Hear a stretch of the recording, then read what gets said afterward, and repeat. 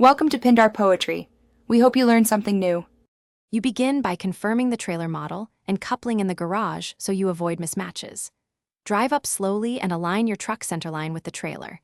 Use small steering corrections rather than large turns. Once close, lower or raise the fifth wheel until the kingpin and coupling are at the same height. This prevents jamming. Make sure to stop with about 1 to 2 meters gap so you can reverse in. You'll save time and avoid damage by setting correct height now.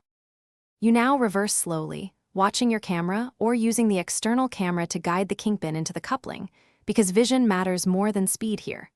Once engaged, raise the fifth wheel until the locking mechanism snaps. You should hear an audible click. If not, adjust and try again.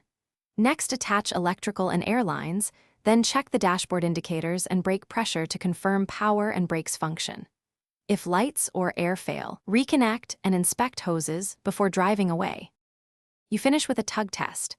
Apply trailer brakes and pull forward gently to verify the lock holds, because physical confirmation beats guessing. Then walk around and inspect safety chains, latches, reflectors, and load balance to ensure everything is secure and visible. If anything feels loose or the coupling didn't lock, stop, lower the fifth wheel, and realign the kingpin. Repeating the hookup usually fixes it. One key troubleshooting tip: if the fifth wheel won't latch, clean debris. Thanks for watching. Consider subscribing if we helped you.